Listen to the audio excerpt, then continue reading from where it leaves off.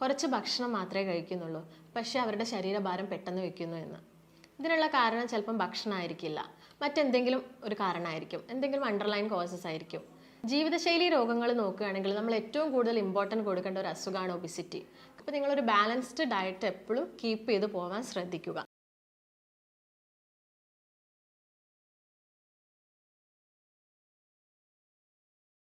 നമസ്കാരം, ഞാൻ ഡോക്ടർ ഭാഗ്യ, Cuban health കെയറിലെ ayurvedic physician. ഇന്ന് നമ്മളിൽ പലരും ശാരീരികമായിട്ടും മാനസികമായിട്ടൊക്കെ ഒരുപാട് ബുദ്ധിമുട്ടുന്ന ഒരു അവസ്ഥയാണ് ഒബിസിറ്റി അഥവാ ശരീരഭാരം. ക്ലിനിക്കിൽ വരുന്ന പേഷ്യൻസ് പറയുന്നൊരു കാര്യമാണ് കുറച്ച് ഭക്ഷണം മാത്രമേ കഴിക്കുന്നുള്ളൂ, പക്ഷേ അവരുടെ ശരീരഭാരം പെട്ടെന്ന് വെക്കുന്നു എന്ന്. ഇതിനുള്ള കാരണം ചിലപ്പം ഭക്ഷണമായിരിക്കില്ല, മറ്റെന്തെങ്കിലും ഒരു കാരണമായിരിക്കും, എന്തെങ്കിലും അണ്ടർലൈൻ കോസസ് ആയിരിക്കും, ചിലപ്പം എന്തെങ്കിലും അസുഖമോ അങ്ങനെ എന്തെങ്കിലും ആയിരിക്കാം. അതുകൊണ്ട് നമ്മൾ കറക്റ്റായിട്ടുള്ള കാരണം അറിഞ്ഞിട്ട് വേണം ഒബിസിറ്റി അഥവാ ശരീരഭാരത്തിന് ട്രീറ്റ്മെൻറ്റ് എടുക്കേണ്ടത്. ജീവിതശൈലി രോഗങ്ങൾ നോക്കുകയാണെങ്കിൽ നമ്മൾ ഏറ്റവും കൂടുതൽ ഇമ്പോർട്ടൻറ്റ് കൊടുക്കേണ്ട ഒരു അസുഖമാണ് ഒബിസിറ്റി. കാരണം അത് ഒരുപാട് ക്രോണിക് കണ്ടീഷനിലോട്ട് നയിക്കുന്നു. ഒബിസിറ്റി എങ്ങനെ നമുക്ക് മനസ്സിലാക്കാം എന്ന് നോക്കാം. ഇത് മനസ്സിലാക്കുന്നത് BMIയുടെ അടിസ്ഥാനത്തിലാണ്, ബോഡി മാസ് ഇൻഡെക്സ്. അതെങ്ങനെയാണ് കണക്കാക്കുന്നത് എന്ന് നോക്കാം. അതായത് weight in kilogram divided by height in metre square. ഇങ്ങനെയാണ് ഇത് മനസ്സിലാക്കുന്നത്. ഇതിൻ്റെ നോർമൽ റേഞ്ച് എന്ന് പറയുന്നത് ഒരു 18.9 മുതൽ 24.9 വരെയാണ്. ഇതൊരു 25ൻ്റെ മുകളിലായാൽ നമ്മൾ ഓവർ വെയ്റ്റ് ഉണ്ടെന്ന് പറയുന്നു. ഒരു 30ന് മുകളിലൊക്കെ ആയാൽ നമ്മൾ പൊണ്ണത്തടി ഉണ്ടെന്നാണ് പറയുന്നത്. അതൊരു 18ന് താഴെയാണെങ്കിൽ നമ്മൾ അണ്ടർ വെയ്റ്റും ആണെന്ന് പറയുന്നു. അതായത് ഒരാളുടെ ഹൈറ്റ് ഒരു 170 സെൻറ്റിമീറ്റർ ആണെങ്കിൽ ആ വ്യക്തിക്ക് വേണ്ട വെയ്റ്റ് എന്ന് പറയുന്നത് ഒരു 68നും 72നും ഇടയിലായിരിക്കണം. അതൊരു 74ന് മുകളിലൊക്കെ കയറുന്ന സമയത്താണ് നമ്മൾ ഒരാളുടെ വെയിറ്റ് കൂടി വരുന്നുണ്ട്, അല്ലെങ്കിൽ ഓവർ വെയ്റ്റ് ആവുന്നുണ്ട് എന്നൊക്കെ പറയുന്നത്. അപ്പോൾ എന്തൊക്കെ കാരണങ്ങൾ കൊണ്ടാണ് ഇങ്ങനെ ഓവർ വെയ്റ്റ് ഉണ്ടാവുന്നത് അല്ലെങ്കിൽ ഒബിസിറ്റി ഉണ്ടാവുന്നത് എന്ന് നോക്കാം. ആദ്യത്തെ കാരണം എന്ന് പറയുന്നത് പാരമ്പര്യമാണ്. നമ്മുടെ അപ്പൂപ്പന്മാരൊക്കെ കുറച്ച് തടിയുള്ളവരാണെങ്കിൽ അത് കുട്ടികൾക്കും വരാനുള്ളൊരു ചാൻസ് ഉണ്ട്. അതുപോലെ തന്നെ എന്തെങ്കിലും മെഡിസിനൊക്കെ എടുക്കുന്ന ആളുകൾ, സ്റ്റീറോയിഡ് പോലുള്ള മെഡിസിൻസ് ഒക്കെ ഒരു വർഷത്തോളമൊക്കെ എടുക്കുകയാണെങ്കിൽ പെട്ടെന്ന് വണ്ണം വെക്കാനുള്ളൊരു കാരണമാവുന്നുണ്ട്.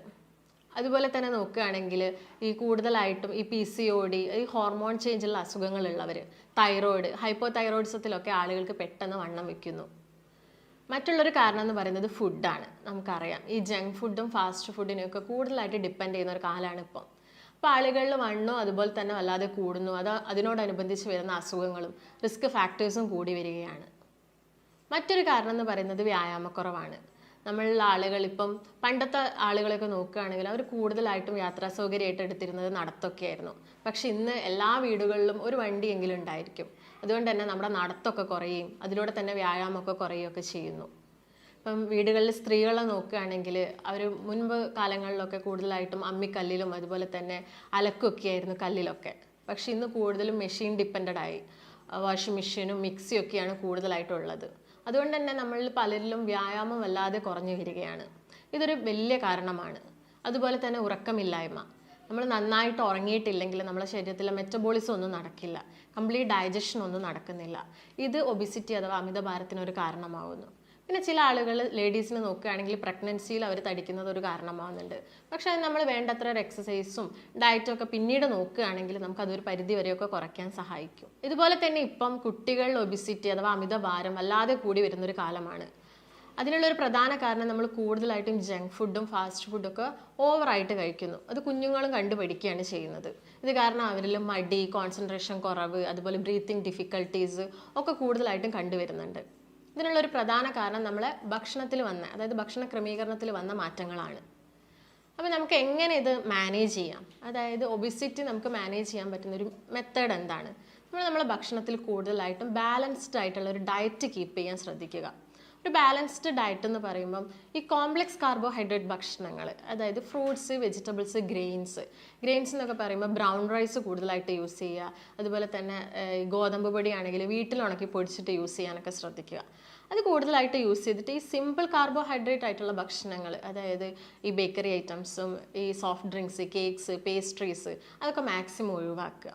ഇങ്ങനെ നോക്കുകയാണെങ്കിൽ നമുക്ക് മാൽന്യൂട്രീഷനൊക്കെ കുറച്ചിട്ട് ഒരു ഹെൽത്തി ഡയറ്റ് കീപ്പ് ചെയ്ത് പോകാൻ പറ്റും. പിന്നെ ആളുകളൊക്കെ പറയും എന്നും ഞാനിങ്ങനെ ഈ ഭക്ഷണം തന്നെ കഴിക്കണോ, ഇങ്ങനെ ഒരു ബാലൻസ്ഡ് ഡയറ്റ് എല്ലാ കാലവും ഞാൻ കൊണ്ട് നടക്കണ്ടേ, അല്ലെങ്കിൽ ഞാൻ പെട്ടെന്ന് തടിക്കില്ലേ എന്നൊക്കെ. ഇല്ല, ഒരു നോർമൽ അല്ലെങ്കിൽ ഒരു ഐഡിയൽ വെയിറ്റിൽ എത്തുകയാണെങ്കിൽ നമ്മൾ പിന്നെ നമുക്ക് ഇഷ്ടപ്പെട്ട ഭക്ഷണങ്ങളൊക്കെ കഴിക്കാം. അതൊരു ഇഷ്ടമുള്ള അത്ര കഴിക്കാതെ നോക്കുക. അതായത് ഒരു വേണ്ട അളവിൽ നമുക്ക് ഇടയ്ക്കൊക്കെ അത് കഴിക്കാൻ പറ്റും. അപ്പോൾ നിങ്ങളൊരു ബാലൻസ്ഡ് ഡയറ്റ് എപ്പോഴും കീപ്പ് ചെയ്ത് പോകാൻ ശ്രദ്ധിക്കുക. ഇങ്ങനെയുള്ള ആളുകളിൽ പിന്നീട് ഉണ്ടാകുന്ന കോംപ്ലിക്കേഷൻസ് എന്തൊക്കെയാണ് നമുക്കറിയാം. നമ്മൾ കൂടുതൽ കൊഴുപ്പടങ്ങിയ ഭക്ഷണമൊക്കെ കഴിക്കുകയാണെങ്കിൽ ഈ കൊഴുപ്പ് നമ്മുടെ രക്തക്കുഴലിലൊക്കെ വന്ന് അടിഞ്ഞു കിടക്കും. അത് കൊളസ്ട്രോൾ കൂട്ടുകയും പിന്നീട് ഹൃദയസ്തംഭനം, ഹാർട്ട് അറ്റാക്ക് പോലെയുള്ള കണ്ടീഷൻസ് ഒക്കെ ഉണ്ടാക്കുന്നു. അതുപോലെ തന്നെ ഡയബറ്റീസ് ഉണ്ടാക്കുന്നു, കിഡ്നി അസുഖങ്ങൾ ഉണ്ടാക്കുന്നു, യൂറിക് ആസിഡ് കൂടിയിട്ട് പിന്നീട് അത് ഗൗട്ട് പോലെയുള്ള അസുഖങ്ങളൊക്കെ ഉണ്ടാക്കുന്നു, ഹൈപ്പർ ടെൻഷൻ ഉണ്ടാക്കുന്നു. അതുപോലെ തന്നെ ഡയബറ്റീസ്, നമ്മളൊരു 90% ആളുകളിലും ഡയബറ്റീസ് കാണുന്നു. ഇതിനൊക്കെ ഉള്ളൊരു പ്രധാന കാരണം നമ്മൾ ഭക്ഷണ ക്രമീകരണത്തിലും അതുപോലെ വ്യായാമത്തിലൊക്കെ ഉണ്ടായ വ്യത്യാസങ്ങളാണ്. ഒബിസിറ്റി അഥവാ അമിതവണ്ണമുള്ള ആളുകൾ ശ്രദ്ധിക്കേണ്ട ഒരു കാര്യമുണ്ട്. ഈ എക്സസൈസ് ഒക്കെ സ്റ്റാർട്ട് ചെയ്യുന്ന സമയത്ത് പറയും 45 മിനിറ്റ്സ് മുതൽ ഒരു 1 അവർ വരെയാണ് നമ്മൾ ഡെയിലി ചെയ്യേണ്ടതെന്ന്. പെട്ടെന്ന് നമ്മൾ ഒരു ദിവസം അങ്ങ് സ്റ്റാർട്ട് ചെയ്താൽ പെട്ടെന്ന് വിഗറസ് ആയിട്ട് നമ്മളത് ചെയ്യുകയാണെങ്കിൽ അത് വേറെ എന്തെങ്കിലും ഒരു അസുഖമൊക്കെ ഉണ്ടാവാനുള്ള കാരണമാവുന്നുണ്ട്. അതുകൊണ്ട് തന്നെ നമ്മൾ വളരെ ശ്രദ്ധിച്ചിട്ട് വേണം എക്സസൈസ് ഒക്കെ സ്റ്റാർട്ട് ചെയ്യാം. ഒരു ഫസ്റ്റ് ഡേയിൽ ചിലപ്പോൾ നമുക്കൊരു 10 മിനിറ്റേ ചെയ്യാൻ പറ്റുന്നുണ്ടാവുള്ളൂ. അത് പിന്നെ മെല്ലെ മെല്ലെ കൂട്ടി ഒരു 45 മിനിറ്റ്സ് ഒക്കെ ആക്കി എടുക്കുക. അതോടൊപ്പം തന്നെ മറ്റെന്തെങ്കിലും അസുഖമുള്ള ആളുകളാണെങ്കിൽ, അതായത് ഒരു ആർത്രൈറ്റിസ് കംപ്ലയിൻസോ അല്ലെങ്കിൽ ഹാർട്ട് അറ്റാക്ക് ഒക്കെ മുൻപ് വന്ന ആളുകളാണെങ്കിൽ അത് വീണ്ടും നമ്മൾ ECG ഒക്കെ എടുത്ത് ചെയ്തതിന് ശേഷം മാത്രം എക്സസൈസ് വീണ്ടും സ്റ്റാർട്ട് ചെയ്യുക. വ്യായാമം അഥവാ എക്സസൈസ് പോലെ തന്നെ നമ്മൾ ഇമ്പോർട്ടൻസ് കൊടുക്കണം ഡയറ്റിനും. മുൻപുള്ള ആളുകളൊക്കെ വളരെ കൂടുതലായിട്ട് ഫോളോ ചെയ്തിരുന്ന ഒരു ഡയറ്റായിരുന്നു GM diet, gross Motors diet എന്ന് പറയുന്നത്.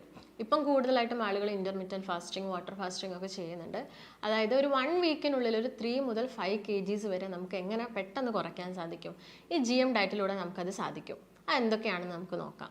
GM ഡയറ്റിൽ വരുന്ന ഭക്ഷണ ക്രമീകരണങ്ങൾ, ഒരു 1 വീക്കിൽ വരുന്ന ഭക്ഷണ ക്രമീകരണങ്ങൾ എന്തൊക്കെയാണെന്ന് നമുക്ക് നോക്കാം. അതിൽ ഫസ്റ്റ് ഡേ നമ്മൾ കൂടുതൽ ഇമ്പോർട്ടൻസ് കൊടുക്കുന്നത് ഫ്രൂട്ട്സിനാണ്. ഫ്രൂട്ട്സ് എന്ന് പറയുമ്പോൾ നമുക്കറിയാം അതൊരു നല്ല ആൻറ്റി ഓക്സിഡൻ്റ് ആണ്. നമ്മുടെ ശരീരത്തിൻ്റെ റെജുവിനേഷനും അതുപോലെ തന്നെ നശിച്ച് കിടക്കുന്ന സെൽസിൻ്റെ ഒക്കെ റിപ്പയറിനൊക്കെ വളരെ ഇമ്പോർട്ടൻ്റ് ആണ് ഫ്രൂട്ട്സ് എന്ന് പറയുന്നത്.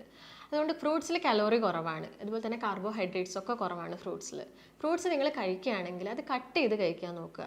ജ്യൂസ് അടിച്ച് കഴിക്കാൻ അത്ര താല്പര്യമുള്ള ആളുകളാണെങ്കിൽ ജ്യൂസ് അടിച്ചതിന് ശേഷം അത് അരിക്കാതെ കുടിക്കാൻ നോക്കുക. അതുപോലെ ഷുഗർ തീരെ ഇടാൻ പാടില്ല. ഇതാണ് നിങ്ങൾ ശ്രദ്ധിക്കേണ്ട ഒരു പ്രധാന കാരണം. നിങ്ങൾ ഫ്രൂട്ട്സ് മാത്രം കഴിക്കുന്ന സമയത്ത് നിങ്ങൾക്ക് ഇടയ്ക്കിടയ്ക്ക് വിശപ്പ് ഉണ്ടാവാം. ഈ ഇടവേളകളിൽ നിങ്ങൾക്ക് കൂടുതലായിട്ടും നട്ട്സ് ഇൻക്ലൂഡ് ചെയ്യാം. നട്ട്സ് എന്ന് പറയുന്നത് കൂടുതലായിട്ടും പ്രോട്ടീൻ റിച്ച് ഉള്ള ഫുഡാണ്. നിങ്ങൾക്ക് പെട്ടെന്ന് ക്ഷീണമൊക്കെ വരുന്ന സമയത്ത് ഒരു 3-4 നട്ട്സ്, ഒരു വാൾനട്ട്സോ അല്ലെങ്കിൽ ബദാമൊക്കെ ഒരു 3-4 എണ്ണമൊക്കെ കഴിക്കാം. അല്ലെങ്കിൽ സീഡ് ആണെങ്കിൽ നിങ്ങൾക്ക് ഫ്ലാക്സ് സീഡ്സും മെലൺ സീഡ്സും ഒക്കെ ഒരു 1 or 2 ടേബിൾ സ്പൂൺ എടുത്തിട്ട് നന്നായിട്ട് ചതച്ചിട്ട് വെള്ളത്തിലൊക്കെ മിക്സ് ചെയ്ത് കഴിക്കാവുന്നതാണ്. ഇതോടൊപ്പം തന്നെ നിങ്ങൾ ഒരു ദിവസം 2 മുതൽ 3 ലിറ്റർ വരെ വെള്ളം കുടിക്കണം. അതൊരു നല്ല ക്ലെൻസിങ് ആണ് നമ്മുടെ ശരീരത്തിന് തരുന്നത്. ഇതോടൊപ്പം തന്നെ നിങ്ങൾക്ക് ഒരു ഈവനിങ് ടൈമൊക്കെ ആവുന്ന സമയത്ത് ഒരു ബ്ലാക്ക് ടീ ഒക്കെ കുടിക്കാം. പക്ഷേ അതിൽ പഞ്ചസാര ഇടാൻ പാടില്ല. അതുപോലെ തന്നെ മിൽക്ക് ഒഴിവാക്കണം. അല്ലെങ്കിൽ ഒരു ചെറിയ എമൗണ്ട്, അത് ഷുഗറൊക്കെ ഉള്ള ആളുകളാണ് തീരെ പഞ്ചസാര ഇടാതെ കുടിക്കാതെ നോക്കുക. അല്ലാത്ത ആളുകളാണെങ്കിൽ ഒരു ചെറിയ ടീസ്പൂണൊക്കെ നമുക്ക് പഞ്ചസാര ആഡ് ചെയ്യാം. ഇതോടൊപ്പം തന്നെ നിങ്ങൾ കണ്ടിന്യൂ ചെയ്യേണ്ട ഒരു കാര്യമാണ് എക്സസൈസ്. അപ്പോൾ പെട്ടെന്നായിട്ട് വിഗറസ് ആയിട്ട് സ്റ്റാർട്ട് ചെയ്യരുത്. മെല്ലെ പതുക്കെ അതിൻ്റെ ഡ്യൂറേഷനൊക്കെ കുറച്ചിട്ട് അതുപോലെ വെലോസിറ്റി ഒക്കെ കുറച്ചിട്ട് പെട്ടെന്ന് വേണം എക്സസൈസ് ഒക്കെ ചെയ്യാനും. ഇതോടൊപ്പം തന്നെ സെക്കൻഡ് ഡേയിൽ നിങ്ങൾ എന്തൊക്കെയാണ് കഴിക്കേണ്ടതെന്ന് പറഞ്ഞാൽ കൂടുതലായിട്ട് ഇമ്പോർട്ടൻസ് കൊടുക്കുക നമ്മൾ വെജിറ്റബിൾസിനാണ്. അതായത് റോ വെജിറ്റബിൾസ് ആയിട്ട് കഴിക്കുക, അല്ലെങ്കിൽ നിങ്ങൾക്കത് ബോയിൽ ചെയ്ത് കഴിക്കാം. ഈ മസാലകളൊന്നും ചേർക്കാതെ ജസ്റ്റ് പെപ്പറും സോൾട്ടും അല്ലെങ്കിൽ ചെറുനാരങ്ങയുടെ നീരൊക്കെ മിക്സ് ചെയ്ത് കഴിക്കാം. അല്ലെങ്കിൽ ഒരു സാലഡായിട്ട് നിങ്ങൾക്കത് എടുക്കാം. അപ്പോൾ നിങ്ങളിങ്ങനെ വെജിറ്റബിൾസൊക്കെ കഴിക്കുന്ന സമയത്ത് ചിലപ്പോൾ നിങ്ങൾക്ക് വിശപ്പ് അത്ര സഹിക്കാൻ പറ്റുന്നില്ലെങ്കിൽ ഒരു ബൗൾ റൈസ്, അതായത് ബ്രൗൺ റൈസ് കഴിക്കാം. അതോടൊപ്പം തന്നെ വെജിറ്റബിൾസും ആഡ് ചെയ്യാം. ഇപ്പോൾ ചപ്പാത്തി ആണെങ്കിൽ കഴിക്കുന്നെങ്കിൽ 2 ചപ്പാത്തി കഴിക്കുക, എഗ് വൈറ്റ് ആഡ് ചെയ്യാം. അതിൻ്റെ ഇടവേള സമയങ്ങളിലൊക്കെ നട്ട്സും കഴിക്കുക. അതോടൊപ്പം തന്നെ ഒരു 2.5 മുതൽ 3 ലിറ്റർ വരെ വെള്ളം കുടിക്കാൻ നോക്കുക. ഇതിൻ്റെ കൂടെ തന്നെ നിങ്ങൾ എക്സസൈസും ചെയ്യേണ്ടതുണ്ട്. ഒരു 3rd ഡേ ആണെങ്കിൽ നിങ്ങൾക്ക് ഫ്രൂട്ട്സും വെജിറ്റബിൾസും മിക്സ് ചെയ്തിട്ട്, അതായത് രാവിലെ ഇപ്പം വെജിറ്റബിൾസ് ആണ് കഴിക്കുന്നതെങ്കിൽ ഒരു 11 മണിക്ക് ആവുന്ന സമയത്ത് നിങ്ങൾക്ക് ഒരു ഗ്ലാസ് മിൽക്ക്, ഒരു സപ്ലിമെൻ്റ് ആയിട്ട് മിൽക്ക് എടുക്കാം. ഒരു ഉച്ചയൊക്കെ ആവുന്ന സമയത്ത് വീണ്ടും ഫ്രൂട്ട്സ് കഴിക്കാം. അങ്ങനെ കഴിക്കുക. ഇപ്പോൾ വെജിറ്റബിൾസ് കഴിക്കുമ്പോൾ കൂടുതലായിട്ട് ഇലക്കറികൾ ഇൻക്ലൂഡ് ചെയ്യാൻ നോക്കുക. അതായത് മുരിങ്ങയുടെ ഇല, ചീരയുടെ ഇല, ചേമ്പിൻ്റെ ഒക്കെ തളിരിലൊക്കെ വെച്ചിട്ട് ഒരു തോരൻ പോലെയൊക്കെ ആക്കിയിട്ട് നിങ്ങൾക്ക് കഴിക്കാവുന്നതാണ്. പക്ഷെ തേങ്ങ ഒന്നും ഇടാൻ പാടില്ല. നമുക്കറിയാം തേങ്ങ കുറേ സമയം വെന്താലൊക്കെ അത് വെളിച്ചെണ്ണയായിട്ട് മാറും. അത് ഈ കൊളസ്ട്രോൾ കൂട്ടാനും കൊഴുപ്പൊക്കെ കൂടാൻ സാധ്യതയുണ്ട്. അപ്പോൾ തേങ്ങയുടെ ഉപയോഗം കുറയ്ക്കാൻ നോക്കുക. ഇതോടൊപ്പം തന്നെ വെള്ളം ധാരാളം കുടിക്കാനും ശ്രദ്ധിക്കുക. 4th ഡേയിൽ നമുക്ക് മിൽക്ക് നിങ്ങൾക്ക് ഇടയ്ക്കിടയ്ക്ക് കുടിക്കാം. അതിൻ്റെ പാടയൊക്കെ നീക്കിയിട്ട് മിൽക്ക് കുടിക്കാവുന്നതാണ്. അതോടൊപ്പം തന്നെ ഫ്രൂട്ട്സിനാണ് കൂടുതൽ ഇമ്പോർട്ടൻസ് കൊടുക്കുന്നത്. അതിൽ തന്നെ ഏത്തപ്പഴം അതുപോലത്തെ ഫ്രൂട്ട്സൊക്കെ ഒഴിവാക്കിയിട്ട് കൂടുതലായിട്ടും ഈ പുളിയുള്ള മൈസൂർ പഴം, റോബസ്റ്റൊക്കെ കൂടുതലായിട്ട് കഴിക്കാൻ ശ്രദ്ധിക്കുക. 5th ഡേയിലാണെങ്കിൽ നിങ്ങൾക്ക് അതൊരു സൂപ്പായിട്ട്, വെജിറ്റബിളൊക്കെ ഒരു സൂപ്പായിട്ട് കഴിക്കാം. വെജിറ്റേറിയൻസ് ആണെങ്കിൽ സൂപ്പ്, നോൺ വെജിറ്റേറിയൻസ് ആണെങ്കിൽ ചിക്കനൊക്കെ യൂസ് ചെയ്യുകയാണെങ്കിൽ കൂടുതൽ വെജിറ്റബിൾസ് തന്നെ ആഡ് ചെയ്യാൻ ശ്രദ്ധിക്കുക. ഇങ്ങനെ നിങ്ങൾ ഫ്രൂട്ട്സും വെജിറ്റബിൾസും ഒക്കെ കഴിക്കുന്ന സമയത്ത് നിങ്ങൾക്ക് ഓവറായിട്ട് വിശപ്പ് തോന്നുകയാണെങ്കിൽ നിങ്ങൾക്ക് ഒരു തവി അല്ലെങ്കിൽ 2 തവിയൊക്കെ ബ്രൗൺ റൈസ് കഴിക്കാം. മസാല ഇട്ട കറികളും അങ്ങനെയുള്ള നോൺ വെജൊക്കെ ഒഴിവാക്കാൻ ശ്രദ്ധിക്കുക. 6th ഡേയിൽ നിങ്ങൾക്ക് ചപ്പാത്തി, 3 നേരം ചപ്പാത്തി കഴിക്കാം. അതിൻ്റെ കൂടെ തന്നെ എന്തെങ്കിലും നോൺ വെജ് ആഡ് ചെയ്യാം. സ്പൈസസ് ഒക്കെ കുറച്ചിട്ട് നോൺ വെജ് ചിക്കൻ കൂടുതലായിട്ട് യൂസ് ചെയ്യുക. റെഡ് മീറ്റ് കംപ്ലീറ്റ് ആയിട്ട് ഒഴിവാക്കണം. അതിൽ നിങ്ങൾക്ക് ചിക്കൻ ആഡ് ചെയ്യാം. അതോടൊപ്പം തന്നെ എഗ് ഓംലേറ്റ് ഒക്കെ നിങ്ങൾക്ക് കഴിക്കാം. അത് കുറച്ച് പെപ്പറും സോൾട്ടൊക്കെ ആഡ് ചെയ്തിട്ട് എഗ് ഓംലേറ്റ് കഴിക്കാം. പിന്നെ രാത്രി സമയത്താണെങ്കിൽ ബ്രൗൺ റൈസ് യൂസ് ചെയ്യുന്നത് കുറച്ചിട്ട് കൂടുതലായിട്ടും ഓട്സോ അല്ലെങ്കിൽ റാഗി കൊണ്ടൊക്കെ ഉള്ള എന്തെങ്കിലും ദോശയോ അതൊക്കെ കൂടുതലായിട്ട് കഴിക്കാൻ ശ്രദ്ധിക്കുക. ഒരു 7th ഡേയിലാണെങ്കിലും നിങ്ങൾക്ക് ഈ ഫ്രൂട്ട്സും വെജിറ്റബിൾസും അതുപോലെ തന്നെ ചപ്പാത്തിയും ഒക്കെ ലിമിറ്റഡ് ആയിട്ടുള്ള എണ്ണത്തിൽ കഴിക്കാവുന്നതാണ് 7th ഡേ ആകുമ്പോൾ. അപ്പോൾ ഈ ഒരു 1 വീക്ക് നിങ്ങൾ ഈ ഡയറ്റ് ഫോളോ ചെയ്യണമെങ്കിൽ നിങ്ങൾക്ക് നിങ്ങളെ ഫുഡ് ഹാബിറ്റ്സിലും എല്ലാം വന്നൊരു വ്യത്യാസം മനസ്സിലാക്കാം. ശരീരഭാരത്തിൽ വന്നൊരു വ്യത്യാസമൊക്കെ മനസ്സിലാക്കാം. ഇതുപോലെ തന്നെ ഇമ്പോർട്ടൻസ് ഉണ്ട് ഇൻ്റർമിറ്റൻറ്റ് ഫാസ്റ്റിംഗ് അഥവാ വാട്ടർ ഫാസ്റ്റിങ്ങിലൊക്കെ. നമുക്കറിയാം ഇപ്പോഴും കൂടുതലായിട്ട് ആളുകൾ പ്രിഫർ ചെയ്യുന്നത് ഇൻ്റർമിറ്റൻറ്റ് ഫാസ്റ്റിങ്ങും വാട്ടർ ഫാസ്റ്റിങ്ങും ഒക്കെയാണ്. വാട്ടർ ഫാസ്റ്റിംഗ് എന്ന് പറയുമ്പോൾ നമുക്കറിയാം നമ്മൾ വെള്ളം കുടിക്കുക, വിശക്കുന്ന സമയത്തൊക്കെ വെള്ളം കുടിക്കുക. അത് സ്റ്റാർട്ട് ചെയ്യുന്നതിന് മുമ്പേ ലൈറ്റ് ആയിട്ടുള്ള എന്തെങ്കിലും ഭക്ഷണം എടുത്തിട്ട് വിശക്കുന്ന സമയങ്ങളിൽ വെള്ളം കൂടുതലായിട്ട് കുടിക്കുക. വെള്ളത്തിൽ നമുക്കറിയാം കലോറീസും അതുപോലെ തന്നെ കാർബോഹൈഡ്രേറ്റ്സ് ഒക്കെ വളരെ കുറവാണ്. നമ്മുടെ ബോഡിയിലുള്ളൊരു നല്ല ക്ലെൻസറാണ് വാട്ടർ എന്ന് പറയുന്നത്. പക്ഷേ ഇതൊരു മിനിമം ഒരു 42 മണിക്കൂർ വരെ എടുക്കാൻ പാടുള്ളൂ. അതിൽ കൂടുതൽ ഇതെടുക്കുന്നത് ശരീരത്തിന് അത്ര നല്ലതല്ല. പെട്ടെന്ന് ക്ഷീണമൊക്കെ ഉണ്ടാവാനുള്ള ചാൻസ് ഉണ്ട്. ഇൻ്റർമിറ്റൻറ്റ് ഫാസ്റ്റിംഗ് എന്ന് പറയുമ്പോൾ ഒരു 12 hour ഗ്യാപ്പിൽ ഭക്ഷണം കഴിക്കുന്നത്. അതായത് നമ്മൾ ഈവനിങ് ടൈമിൽ ഒരു 5 ഒക്കെ ആകുമ്പോഴത്തേക്കും നമ്മൾ ഡിന്നർ കഴിച്ച്, അതായത് രാത്രിത്തെ ഫുഡ് ഒരു 5 o'clock ഒക്കെ ആകുമ്പോഴത്തേക്കും കഴിച്ചിട്ട് പിന്നെ നമ്മളൊന്നും കഴിക്കരുത്. എന്നിട്ട് നെക്സ്റ്റ് ഡേ മോർണിംഗ് ഒരു 9 മണി അല്ലെങ്കിൽ ഒരു 10 ഒക്കെ ആവുന്ന സമയത്ത് നമ്മൾ ബ്രേക്ക്ഫാസ്റ്റ് കഴിക്കാം. പിന്നെ ആ ഒരു ഡേ ലൈറ്റ് ആയിട്ടുള്ള ഭക്ഷണം കൂടുതലായിട്ട് കഴിക്കാൻ നോക്കുക. ഹെവി ഫുഡ് ഒഴിവാക്കുക. അതാണ് ഇൻ്റർമിറ്റൻറ്റ് ഫാസ്റ്റിംഗ് കൊണ്ട് ഉദ്ദേശിക്കുന്നത്. അപ്പോൾ 3 നിങ്ങൾ ഈ ഡയറ്റൊക്കെ ഫോളോ ചെയ്യുകയാണെങ്കിൽ നിങ്ങൾക്ക് ഈ അമിതഭാരം അല്ലെങ്കിൽ ഒബിസിറ്റി മൂലം ഉണ്ടാകുന്ന പ്രശ്നങ്ങളൊക്കെ ഒരു പരിധി വരെ കുറയ്ക്കാൻ സഹായിക്കും. ഇത്തരം ഒബിസിറ്റി അല്ലെങ്കിൽ അമിതഭാരം കംപ്ലയിൻസ് ഒക്കെ ആയിട്ട് വരുന്ന പേഷ്യൻസിന് നമ്മൾ പ്രോപ്പറായിട്ടുള്ള അവരുടെ അനാലിസിസ് ഒക്കെ നടത്തിയിട്ട് അവർക്ക് വേണ്ട ഒരു ഡയറ്റും അതുപോലെ തന്നെയുള്ള ആയുർവേദിക് മെഡിക്കേഷൻസും നൽകുന്നതാണ്. അപ്പോൾ നിങ്ങൾക്ക് എന്തെങ്കിലും സംശയങ്ങളോ കാര്യങ്ങളോ ഉണ്ടെങ്കിൽ താഴെ കാണുന്ന നമ്പറുമായിട്ട് ബന്ധപ്പെടുക. നമുക്ക് മറ്റൊരു നല്ല ഹെൽത്ത് വീഡിയോ ആയിട്ട് വീണ്ടും കാണാം. നന്ദി.